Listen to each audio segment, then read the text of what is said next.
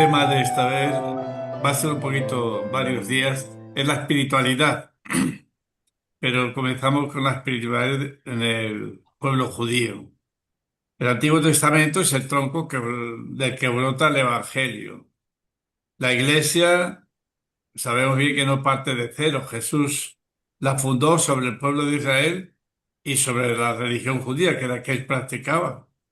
Para entender mejor los orígenes de nuestra espiritualidad cristiana, es importante conocer, aunque sea de un modo muy de síntesis, de hecho en una charla todo ello, la historia de la espiritualidad del pueblo de Israel. Esta pasó por varios periodos, cuatro periodos fundamentales. Uno es los tiempos legendarios del Génesis, marcados por la creación del mundo y los primeros contactos de Dios con el ser humano. Segundo es la liberación de las 12 tribus de Israel del poder opresor de Egipto, el éxodo por el desierto, donde las 12 tribus pues, se constituyen como pueblo de Dios y el asentamiento en la tierra prometida. Un tercer momento es la monarquía, marcada por la predicación de los profetas. Y el cuarto y último periodo, hasta Jesucristo, pues, es el periodo post-exílico, cuando el pueblo de Israel perdió su independencia política y pasó a constituirse en un pueblo que está disperso por el mundo, que se llama la diáspora. Tiene como vínculo de unidad e identidad algo muy concreto, que es la religión, el judaísmo. De este tronco es que nace nuestra iglesia. Un pequeño, cuatro palabras sobre lo que es la espiritualidad. De hecho, la gente, pues, como que no quiere oír mucho de espiritualidad, porque no sabe lo que encierra esta palabra, ciertamente. Ignora que significa más que esa religiosidad y que no se identifica con lo que tradicionalmente se entiende por gente piadosa. Espiritualidad quiere decir vivir una relación vital con el Espíritu de Dios. Y esto solo es posible cuando se experimenta a Dios como fuente de vida en cada experiencia humana.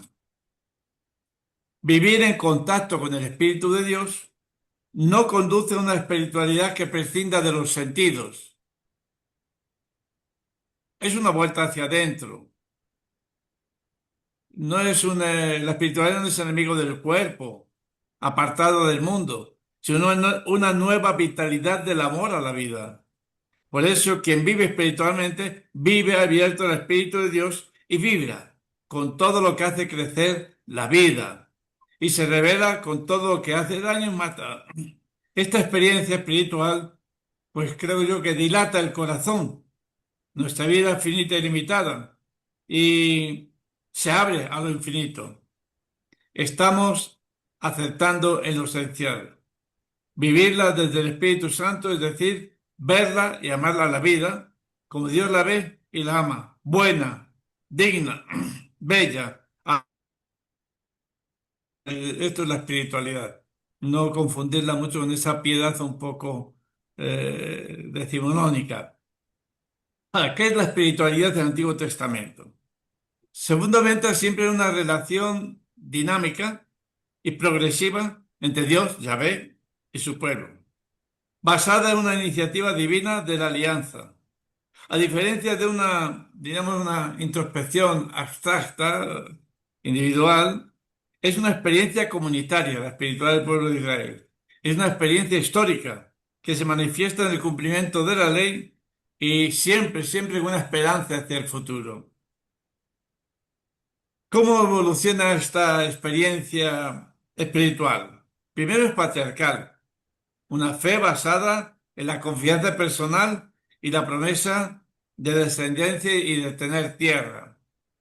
Segundo, pasamos a una experiencia de tipo mosaica y monárquica, centrada en la liberación, la ley nacional y el culto del templo. Un tercer momento de esta espiritualidad es la profética. Los profetas llaman al arrepentimiento interior, criticando el ritualismo vacío y siempre trata de enfatizar la justicia social como la verdadera espiritualidad. En este sentido, pues lo que les decía antes. Y la cuarta es La cuarta evolución hacia esa experiencia espiritual es la sapiencial y los salmos. Una espiritualidad más personal, reflexiva, que cuestiona el sufrimiento. Job, ¿por qué me tiene que ocurrir a mí esto? ¿Qué me está pasando si yo soy buena gente? Y expresa las emociones humanas ante Dios, como son los salmos. Esta espiritualidad es viva y expectante, orientada siempre hacia la llegada del Mesías y la instauración de una nueva alianza y definitiva. El libro del Génesis recoge un conjunto de antiquísimas tradiciones hebreas cuya última redacción se efectúa en el siglo V antes de Cristo. Y esto es cuando regresan del exilio de Babilonia. ¿Qué es lo que nos dice el libro del Génesis? Aunque la Biblia aporta importantes datos históricos, no es un libro de historia, de rigor académico, y ni mucho menos pretende serlo. Es ante todo un texto religioso, que transmite la verdad revelada por Dios, y lo hace de diferentes formas, con poesía, con fábulas, con narraciones. Los datos históricos que en la Biblia podemos encontrar han sido puestos al servicio de la transmisión de la verdad revelada. Por ello, en ciertas ocasiones, pues aparecen distorsionados, ya sea con exageraciones, omisiones o añadidos, 20.000, 50.000. Es imposible que hubiese tantos en las luchas esas que habla sobre todo el libro de los Reyes. Porque la verdad más profunda y cierta no viene dada por la historicidad de un relato, sino por lo que el Espíritu de Dios nos transmite por medio de ese relato. Recordad que Génesis, pues, comienza hablando de Dios que creó un mundo y en él hizo un paraíso donde situó al ser humano, que viviese junto a él, en un ambiente de amor, de paz, felicidad. Versículo 1 y 2 del Génesis. Es el misterio de la creación. Pero el ser humano, como sabéis bien, pues hizo uso indebido de la libertad que Dios le dio. Y en vez de disfrutar de todo lo que le había dado, intentó ser como Dios. Por ello, él lo expulsó del paraíso. Génesis capítulo 3. En cierto modo, podríamos decir que esta es una vivencia universal que todos compartimos. Dios nos ha hecho capaces de vivir con Él en el paraíso de nuestro corazón. Pero en lugar de aceptar esta invitación, algo nos impulsa a ser Dios, un Dios de nuestra vida. Este es en esencia el pecado original, con el que todos nacemos y que somos perdonados en el bautismo. ¿Cómo era esa espiritualidad? Todo va cobrando sentido. Bueno, primero, el libro de Génesis sabe que recoge pues antiquísimas eh, redacciones de unos y de otros, no solamente del mismo pueblo, sino de otros pueblos. Todo cobra sentido en el paraíso cuando Dios envió un ángel para que la espiritualidad en el Antiguo Testamento está centrada siempre en esa relación que Dios mantiene con tres grandes personajes: Abraham, su hijo Isaac y su nieto Jacob. Son los llamados patriarcas y padres del pueblo de Israel. Son los precursores de Israel. En esta trilogía pues hay un momento fundacional que da sentido a todo lo que sucedió después. Dios promete a Abraham que hará de su descendencia una gran nación, pero para ello tiene que desprenderse de algo muy importante. El Señor dijo a Abraham: deja tu tierra, deja la casa de tu padre y ven al país que yo te mostraré.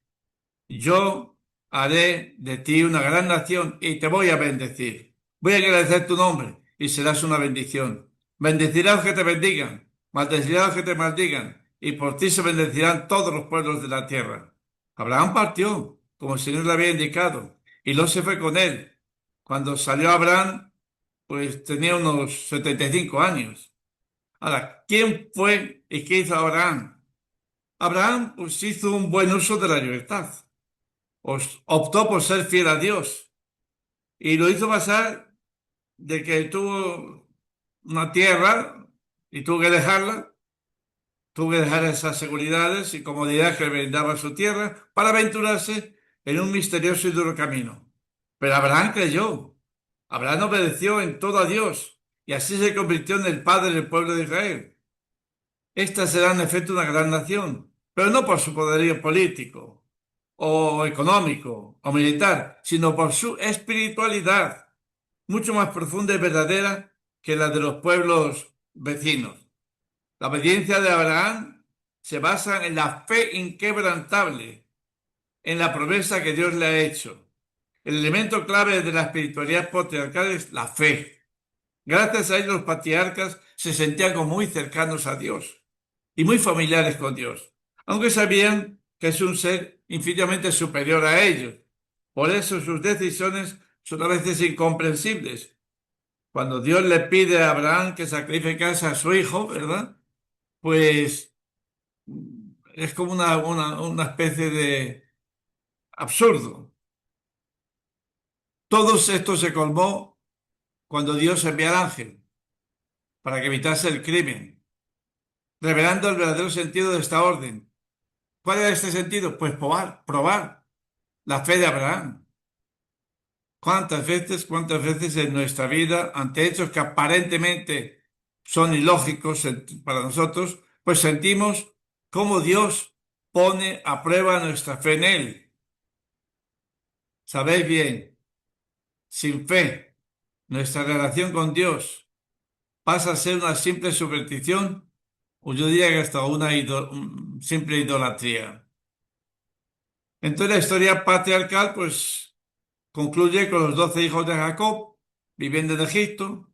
Son el origen de las 12 tribus de Israel que crecieron, se desarrollaron durante 4 siglos en aquel país, pero llegaron a vivir como esclavos hasta que llegó el momento de su liberación.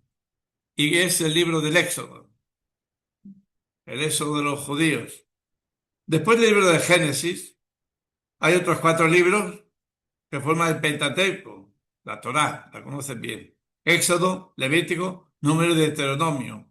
Y narran cómo Dios, con la ayuda de Moisés, liberó a las 12 tribus de la esclavitud de Egipto y estableció con estas tribus una alianza y les hizo caminar por el desierto durante 40 años antes de llegar a la tierra prometida, que es la actual Palestina tan controvertida. La base histórica de esta narración está pues muy difuminada y le mezclan añadidos posteriores. Pero el gran valor del Pentateuco se halla en la vivencia de Dios que en él se manifiesta. Sin contar con el Nuevo Testamento, yo creo que no hay una historia tan fuertemente existencial como la de Moisés. Y cuando la meditamos, cuando la interiorizamos, podemos constatar que la relación de Dios con su pueblo es esencia absolutamente verdadera, aunque esté descrita con parámetros, por supuesto, culturales muy diferentes a los nuestros. ¿Cuál es la espiritualidad mosaica? ¿Cómo es el Dios del Éxodo? Los 12 hijos del patriarca Jacob se vieron obligados, como sabéis, a sentarse en Egipto. Allí, como he dicho, en el transcurrir de 4 siglos, se convirtieron en un pueblo numeroso que vivía bajo la opresión y la esclavitud, mientras parecía que Dios callaba y se olvidaba de la promesa que había hecho a sus padres, Abraham, Isaac, Jacob. Pero este aparente silencio se interrumpió de repente en una lejana montaña, el Horeb, se llama también Sinaí, cuando Dios se hizo presente a Moisés por medio de una zarza que ardía sin consumirse. Dice así: cuando el Señor vio que él se apartaba del camino para mirar, lo llamó desde la zarza y le dijo: yo soy Yahvé, el Dios de tu padre, el Dios de Abraham, el Dios de Isaac y de Jacob. Moisés se cubrió el rostro porque tuvo miedo de Dios. Y el Señor le dijo: yo he visto la opresión de mi pueblo, que está en Egipto, y he oído los gritos de dolor provocados por sus capataces. Claro que conozco muy bien sus sufrimientos. Por eso he bajado a liberarlo del poder de los egipcios y hacerlo subir desde aquel país a una tierra fértil y espaciosa, una tierra que mana leche y miel. Ahora ve, yo te envío al faraón para que saques de Egipto a mi pueblo y a los israelitas.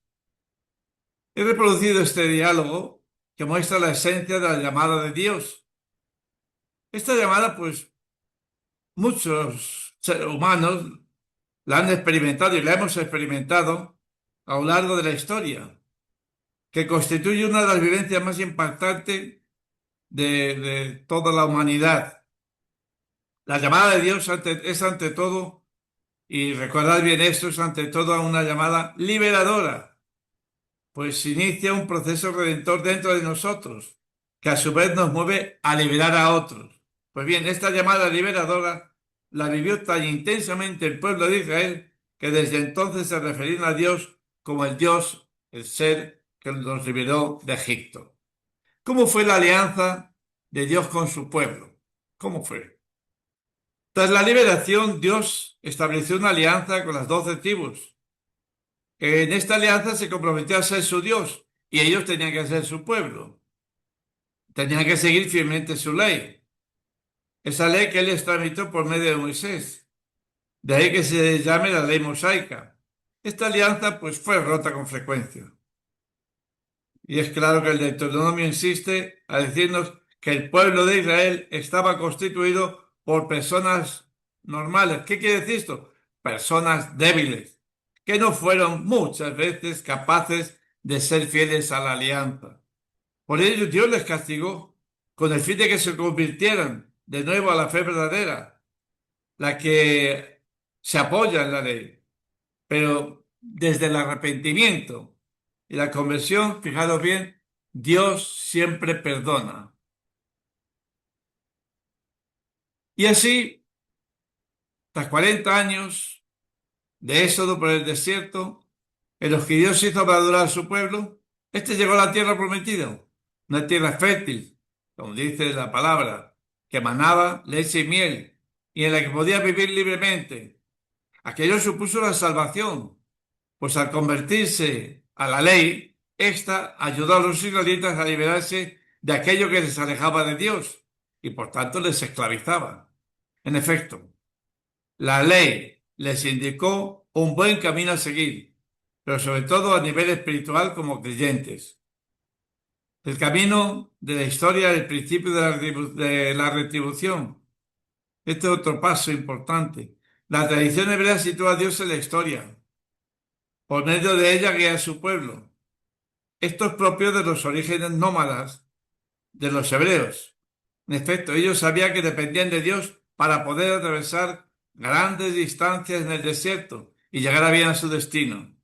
Sentían que así como Dios les guiaba por el desierto, también les guiaba a lo largo de su historia.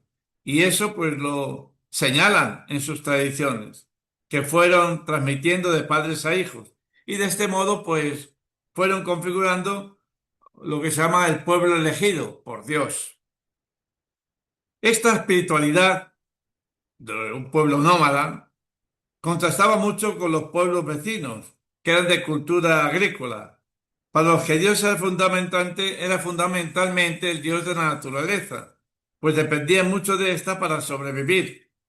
Mientras que una persona de mentalidad agrícola miraba al cielo para conocer la voluntad de Dios, los nómadas israelitas contemplaban los acontecimientos de la historia. Pero interpretar la historia no es fácil, pues en ella no solo hay cosas buenas, también ocurren cosas malas y con demasiada asiduidad. Todos nosotros necesitamos saber por qué esto es así, pues en ello da sentido a nuestra vida. Pues bien, el pueblo de Israel encontró este sentido en la ley mosaica, ya que intuía que cuando era fiel a ella, las cosas le iban bien, lo cual era prueba de que Dios les premiaba, e intuía que cuando no era fiel, le venían desgracias, lo cual era prueba de que Dios los había castigado. ¿Cómo se muestra el principio de la retribución en la Biblia? Mirad, cómo se configuró el principio de la retribución, según el cual Dios castiga a los malos, es decir, a los que no aceptan seguir su ley, y premia a los buenos, es decir, a los que se convierten a ella, si vivían momentos de bienestar, significaba que Dios estaba contento con este pueblo. Pero si estaba sufriendo alguna desgracia, eso era porque Dios estaba castigando por algo que habían hecho mal, y por tanto debía revisar sus actos y acomodarlos a la ley, para que así Dios pudiera levantarles el castigo. Fijaros, el principio de la retribución, pues viene o sigue este proceso. Cuando el ser humano comete un pecado, Dios lo castiga, pero el ser humano se convierte, Dios le perdona. Esto se puede ver en buena parte en casi todos los libros del Antiguo Testamento. Ahora, pasando ya de este libro del Éxodo y al asentamiento en Israel, ¿cómo surge la monarquía en el pueblo de Israel? Precisamente estos días estamos leyendo en la misa de cada día cómo el pueblo le pide a Samuel, al profeta, que les dé un rey. Él consulta con Yahvé, con Dios, y de bueno, darles un rey para que sepan lo que es bueno. Y cuando el pueblo de Israel conquista la tierra prometida, en los siglos, estamos hablando de siglos XIII al siglo XI antes de Cristo, el pueblo de Israel pasó a ser una monarquía con el rey Saúl. Esto fue en el año 1030, aunque teniendo a Dios como gobernante supremo. Con los reyes David y Salomón, la monarquía en Israel llegó a su apogeo, pero después entraron en crisis y ello provocó la división de dos reinos, el reino del norte, Israel, y el reino del sur, que es Judá. Fijaros, en el año 722, el reino del norte fue conquistado por el imperio asirio. Y un siglo y medio después, Nabucodonosor, estamos hablando del año 630, 560 antes de Cristo, emperador de Babilonia, se hizo con el control del reino del sur, deportando a una gran parte de su población, fundamentalmente la clase alta. Estamos hablando del siglo VI antes de Cristo. Y yo comienzo, esto es importante, entonces, el difícil periodo del exilio babilónico, que duró aproximadamente medio siglo, hasta que el emperador de Persia, Ciro, conquistó Babilonia y promulgó en el año 538 un edicto en el que permitía a los hebreos regresar a su tierra. Puede considerarse la invasión de Nabucodonosor como el principio de lo que se llama la diáspora, formada por esos miles de judíos que fueron deportados a Babilonia y por otros miles que huyeron a Egipto y a otras regiones fuera de Palestina o que emigraron en busca de mejores condiciones de vida. Muchos de estos judíos y sus descendientes no regresaron a vivir a Palestina, pero tampoco olvidaron sus raíces culturales y religiosas. Es más, las fueron robusteciendo. Desde entonces siempre ha habido diáspora, sobre todo a partir de la destrucción de Jerusalén en el año 70 por Tito, en el año 70 después de Cristo. Ciertamente la diáspora ha determinado la esencia del pueblo judío. Están en todo el mundo, los judíos, pero se sienten judíos. Han nacido en España, sus padres también, pero se sienten judíos. Han nacido en Panamá y sus familias también, pero se sienten judíos. Es curioso esa pertenencia al pueblo judío, a esa religión, a esa cultura, a ese pueblo. ¿Qué autoridades religiosas había en Judea? En la época de la monarquía, estamos hablando. El pueblo de Israel contaba con tres tipos de autoridades religiosas: los sacerdotes, los sabios y los profetas. Fijaros, el cargo de sacerdotes pasaba de padres a hijos. El de sabio se adquiría por méritos propios. El de profeta venía dado por una llamada, una vocación de Dios. Mientras los sacerdotes daban a conocer la ley mosaica y los sabios eran especialistas en dar consejos, los profetas en cambio transmitían por medio de oráculos aquello que Dios les comunicaba. Así, dando a los sacerdotes y a los sabios, pues eran mantenidos, de hecho, por los reyes y estaban sujetos a su autoridad. Dios entonces recurría a los profetas, que eran personas independientes, y a través de ellos denunciaba, corregía y transmitía esperanza a los reyes, los sacerdotes y a todo el pueblo en general. Este es el relato final de Jeremías, que vivió en Jerusalén y sufrió la invasión babilónica. Está hablando del siglo VI y V antes de Cristo. La palabra del Señor llegó a mí en estos términos. Antes de formarte en el vientre materno, yo te conocía. Antes que salieras del seno, yo te había consagrado. Te había constituido profeta para las naciones. Yo respondí, oh Señor, mira, no sé hablar porque soy demasiado joven. El Señor me dijo, no digas soy demasiado joven, porque irás a donde yo te envíe y dirás todo lo que yo te ordene.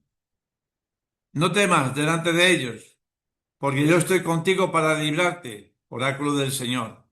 El Señor extendió su mano, tocó mi boca y me dijo, yo pongo mis palabras en tu boca, yo te establezco en este día sobre las naciones y sobre los reinos, para arrancar y derribar, para perder y demoler, para edificar y plantar. ¿Cuáles son las características de los profetas y cuál es lo que caracteriza esta espiritualidad? Mirad, aunque cada profeta tenía su propia personalidad, Dios les guiaba a cada uno de un modo diferente. Podemos distinguir de su espiritualidad dos elementos que influyeron mucho en el pueblo de Israel y después en nuestra iglesia también, y es el envío misionero y la transmisión de la palabra de Dios.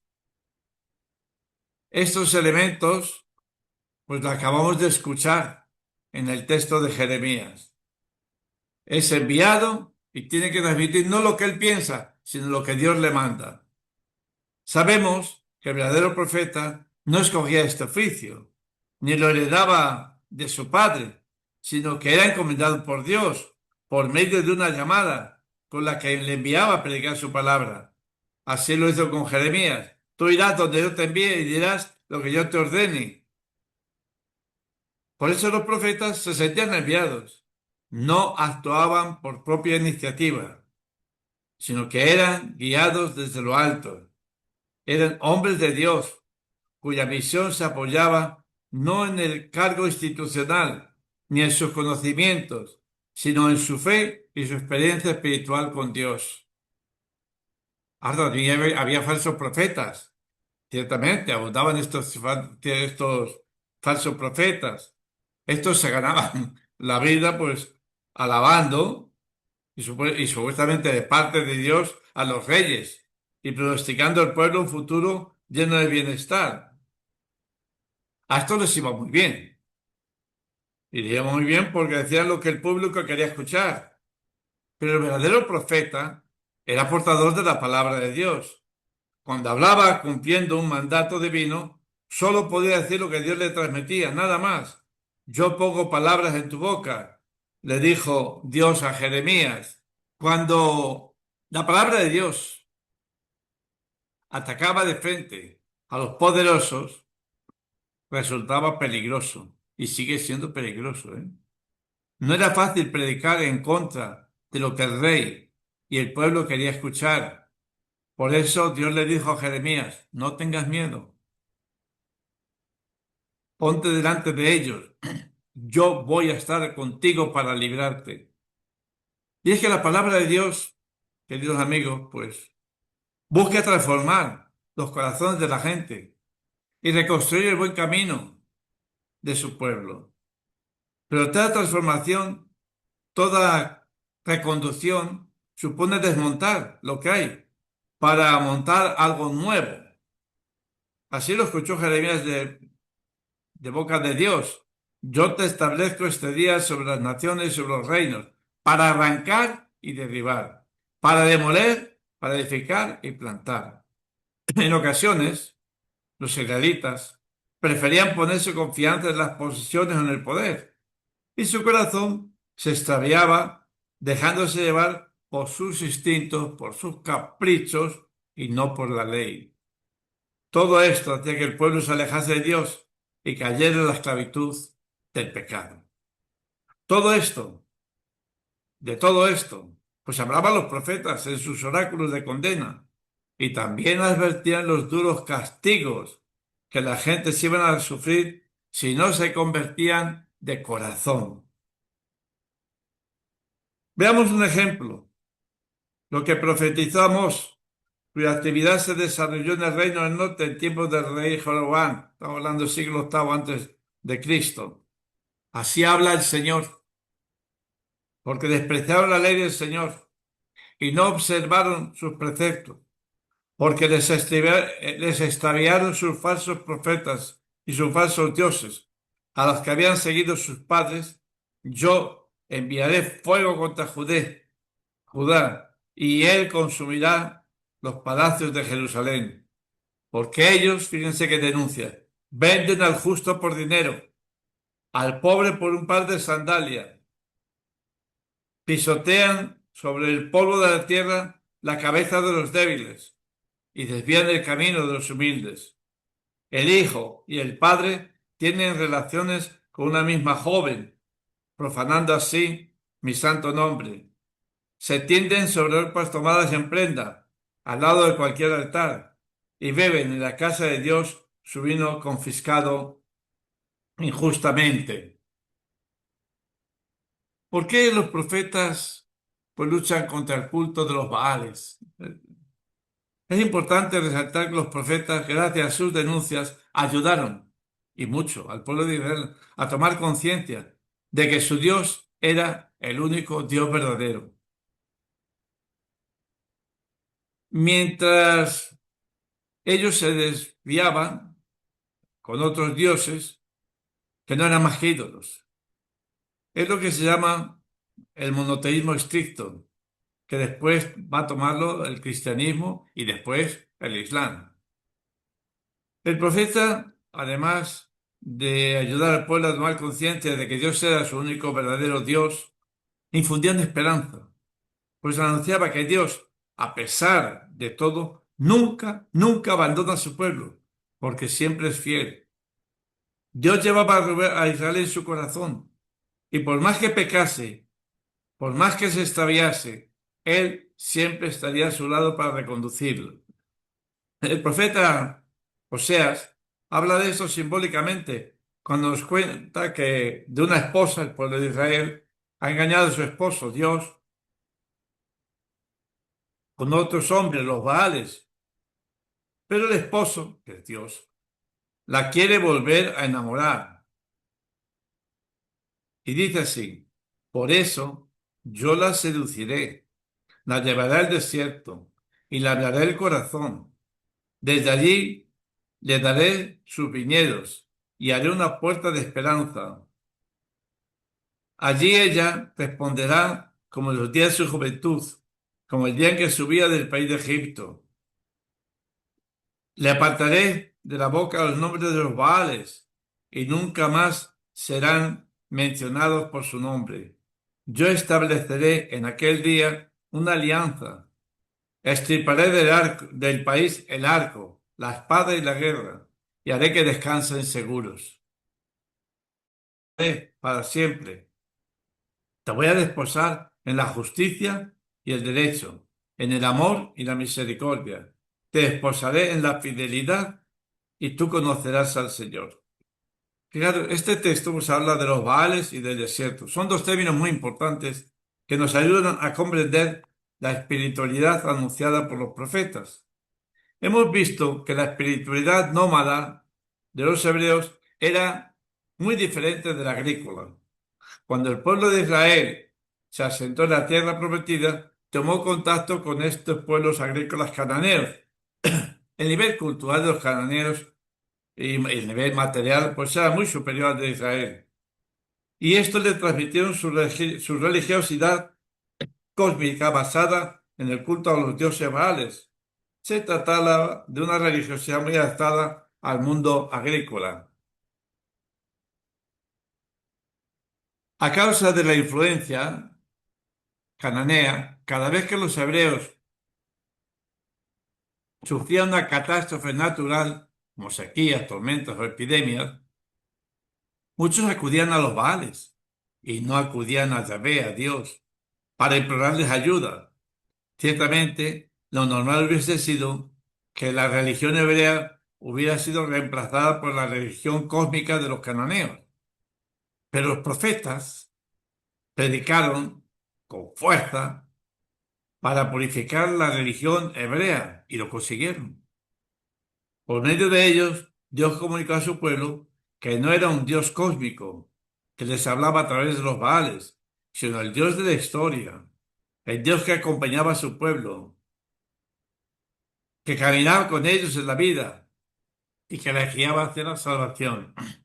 En el fondo, los profetas trataron de recuperar la espiritualidad que Dios comunicó al pueblo de Israel en su éxodo del desierto. De ahí que los profetas pues hablasen del desierto como un ámbito natural de encuentro íntimo con Dios. No consistía obviamente en recuperar la vida nómada, sino en rescatar la originaria vivencia espiritual de aquellos ancestros hebreos. Ya estamos terminando con los salmos. ¿Cuál es la espiritualidad de los salmos? Son 150 los salmos. Están recogidos en la Biblia y fueron inspirados por el Espíritu Santo durante un largo periodo. Abarca de los tiempos anteriores a la monarquía hasta el siglo III antes de Cristo, cuando fueron recopilados y tomaron forma definitiva. Se caracterizan por ser textos poéticos en los que una persona o todo el pueblo de Israel expresan a Dios su oración en variadas circunstancias. Fueron escritos siguiendo los parámetros y la cultural y religiosos de la época. Por ello aparecen ciertas expresiones que en la actualidad pues es muy difícil de que sean compatibles con nuestro evangelio.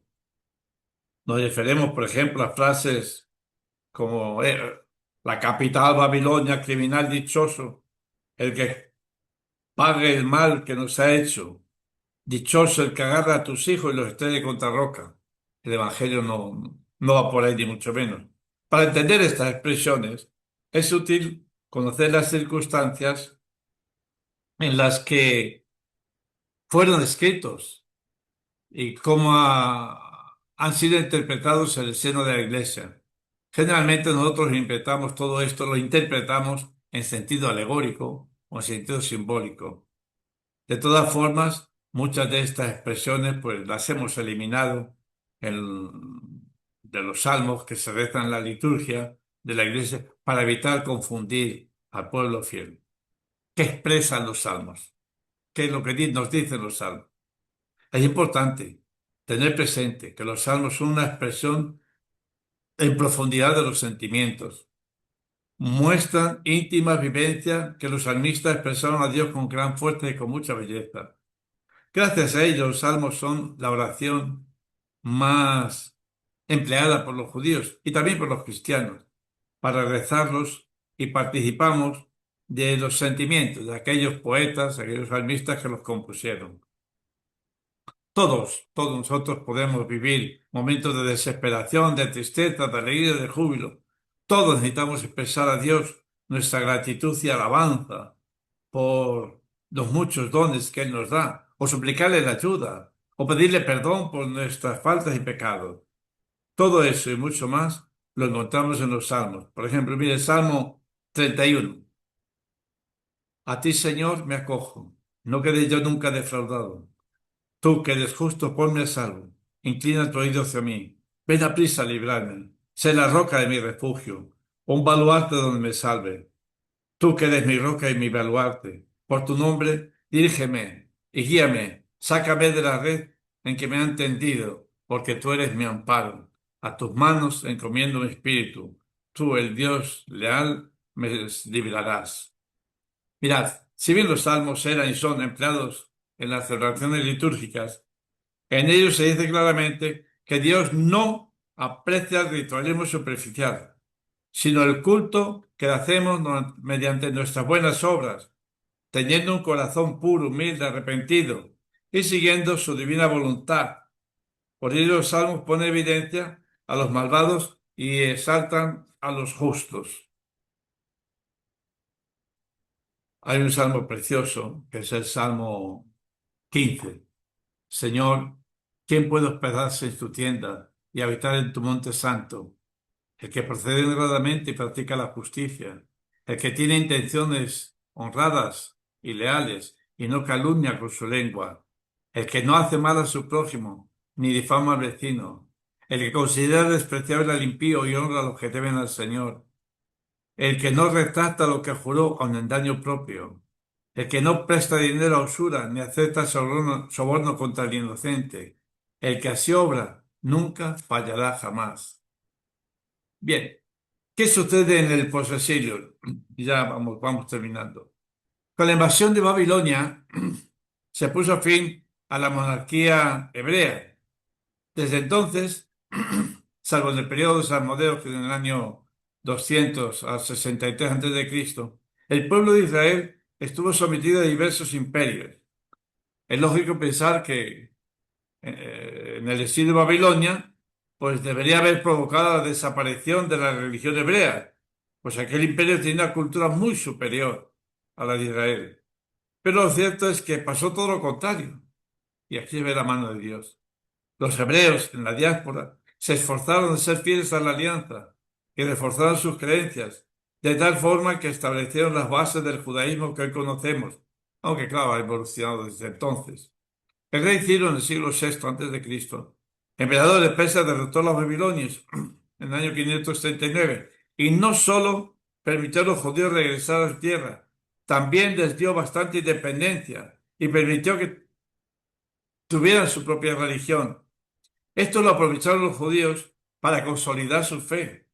Para ello reconstruyeron el templo de Jerusalén, pues había sido destruido por Nabucodonosor e hicieron un gran esfuerzo en convertir o expulsar a aquellos no judíos que habían ocupado sus tierras en la época del exilio, e hicieron la redacción definitiva del Pentateuco, constituyendo así la Torá, que pasó a ser la ley judía oficial. Y todo siempre doblado el cumplimiento para todo el judío. De esto vamos a hablar un poquito más adelante. Uno o dos siglos después, Alejandro Magno conquistó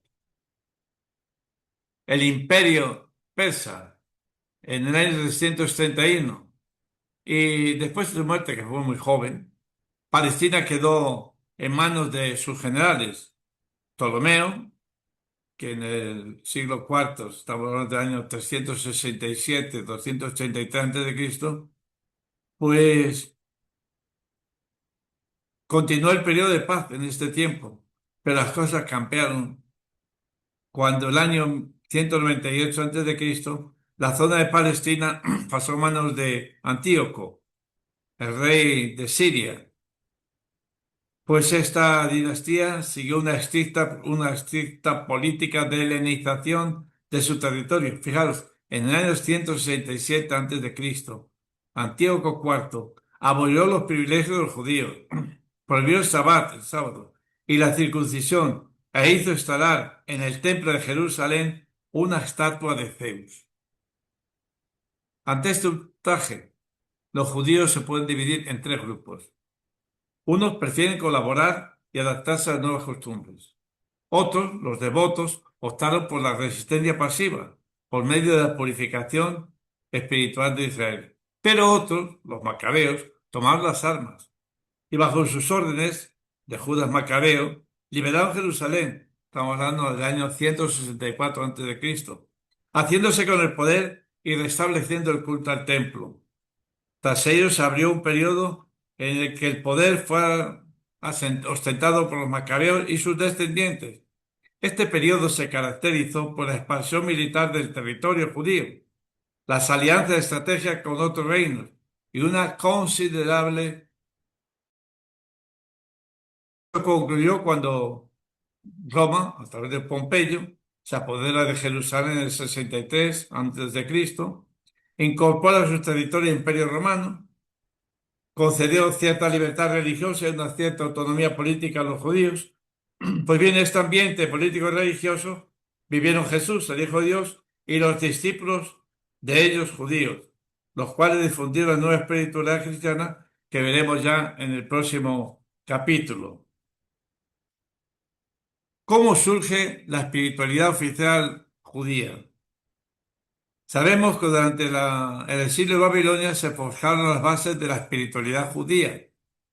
Se subrayó con fuerza los dos elementos fundamentales de la fe israelita: la existencia de un único Dios y la conciencia de ser un pueblo elegido.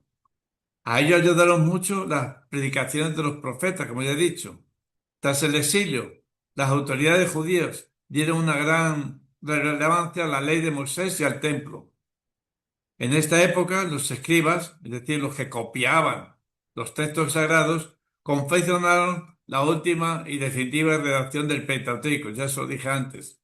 En ella reformularon la ley mosaica para proteger y aislar a la religión judía del resto de las religiones y culturas. Así, el Pentateuco se constituyó como la Torá significa ley, eh, va transformándose y se va aumentando y va fortaleciendo esta espiritualidad israelita, que se basa en una creencia liberadora de la ley mosaica y en una espiritualidad bastante formalista y ritualista. Asimismo, junto a los escribas, también tomó gran fuerza la clase sacerdotal, que tras el exilio obligó a la sociedad judía a vivir un régimen teocrático, basado no solo en el cumplimiento de la Torá, sino en el culto al templo,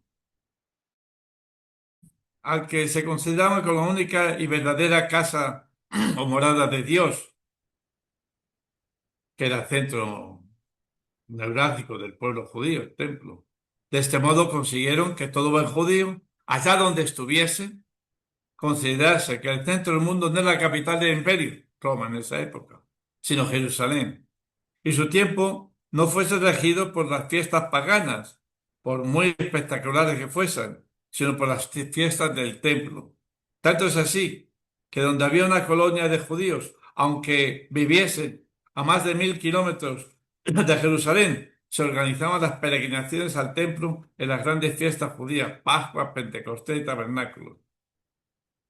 ¿Qué relatan los libros sapienciales, que ya es el último?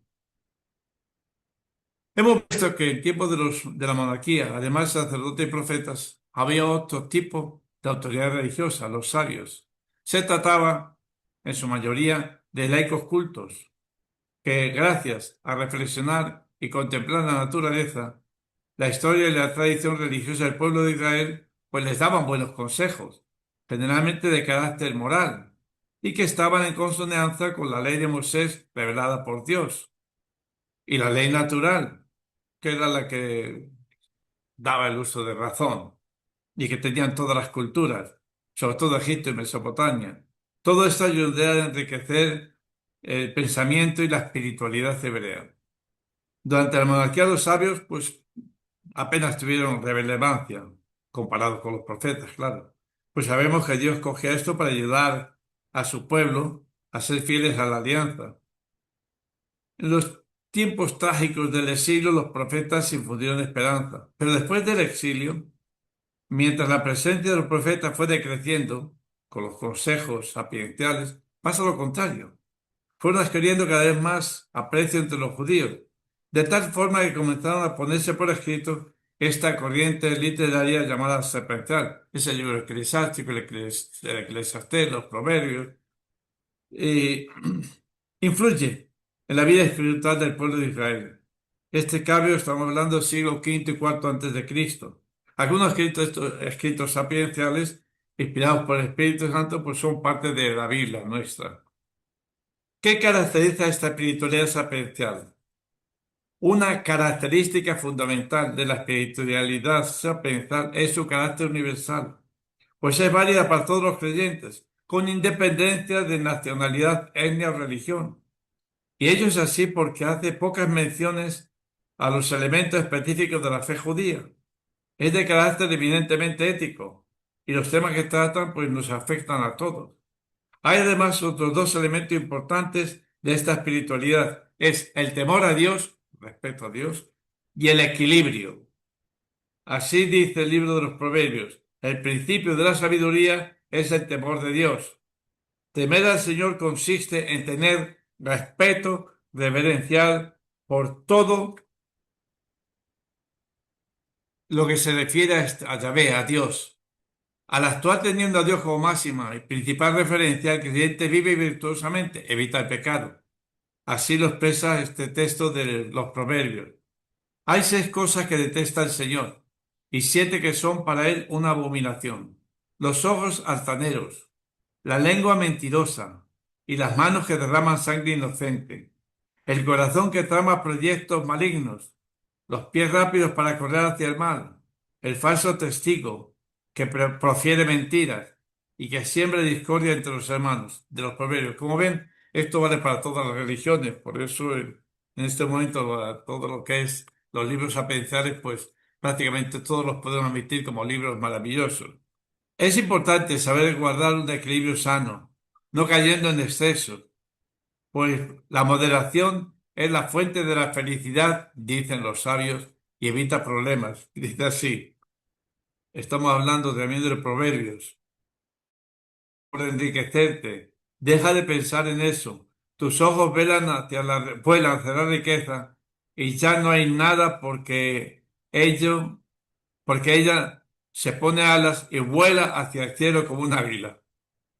Ayuda a mantener equilibrio y moderación, el sostenimiento de la ley divina y el sentido común y humano.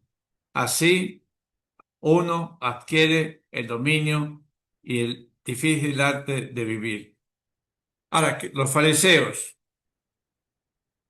¿Cuál es la espiritualidad de los fariseos? Según parece, durante el exilio de Babilonia se construyeron las primeras sinagogas para poder rendir culto a Dios, leer los textos sagrados y enseñar las bases de la religión hebrea a los deportados por Nabucodonosor.